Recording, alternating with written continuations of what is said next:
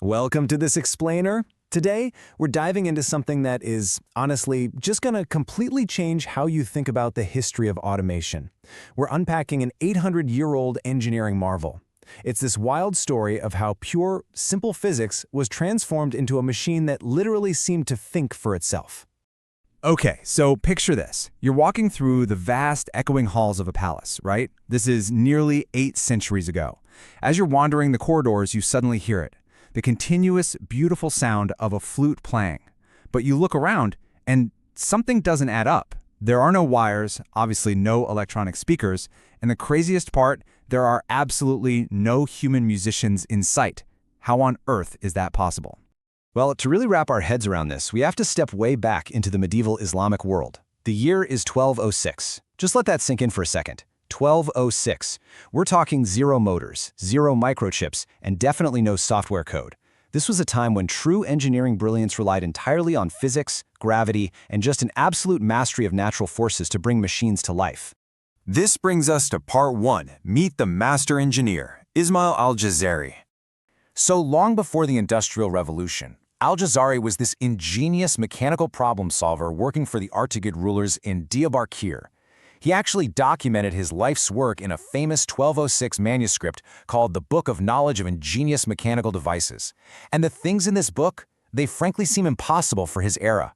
We're talking complex water clocks, automated pumps, intricate fountains, and get this, even programmable mechanical servants. But it was his work with musical automata that really set the stage for his absolute masterpiece. And that masterpiece is what he called the Perpetual Flute. Now, a quick heads up here, this wasn't some shiny silver flute that a person played with their fingers. The part making the sound was actually a lot closer to a whistle or a pipe.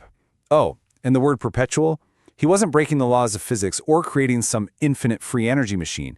It just meant the device produced a continuous, looping song powered entirely by a steady external energy source, which, in this case, was flowing water. All right, moving on to section 2, the mechanics of water music.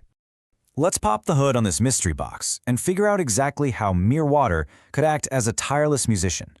The whole thing hinges on this one super simple rule of physics. Moving water displaces air. Imagine a sealed tank. It looks empty, but you and I know it's actually completely full of air. Now, if you start pouring water into that sealed tank, the water takes up physical space.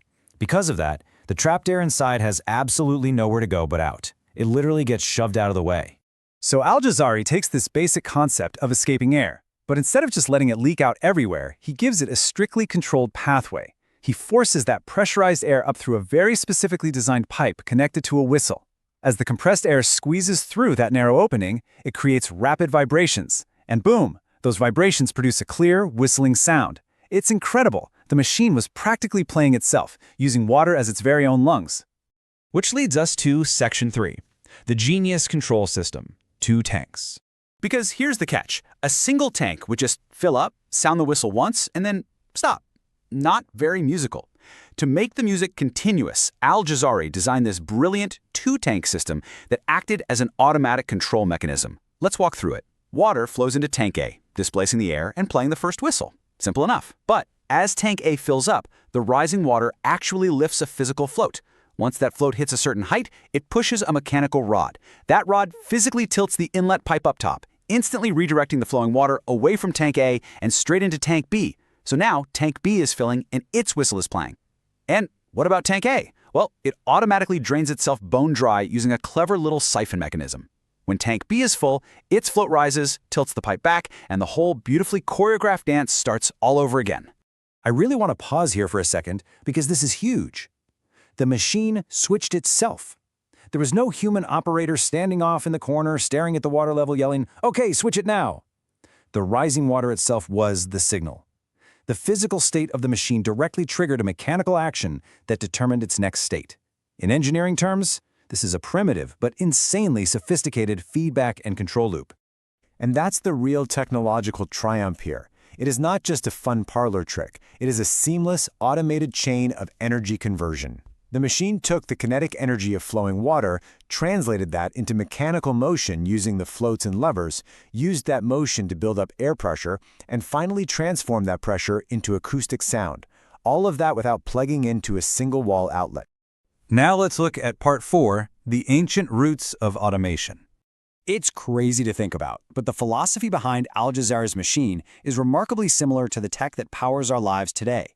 We take automation totally for granted now, right? Like a modern washing machine knows exactly when to stop filling because electronic sensors detect the water level and software code tells a valve to shut off. Well, Al-Jazari achieved the exact same result way back in 1206. His tools were just different. Instead of code, he used gravity, mechanical timing, floats, and levers. But the core concept, a machine independently monitoring its environment and controlling its own actions, is literally identical. Now, to be fair, things like floats, siphons, and pipes weren't exactly brand new inventions in 1206. People had been using those pieces for centuries.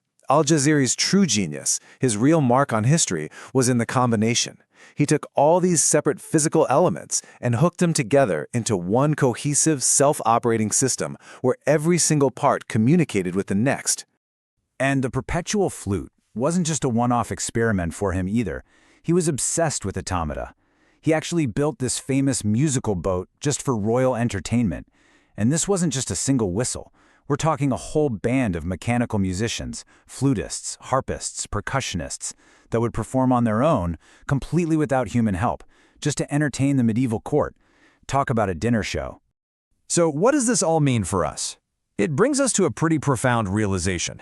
Way before computers, microchips, or artificial intelligence were even a thought, medieval engineers were already asking this totally revolutionary question: can a machine operate by itself?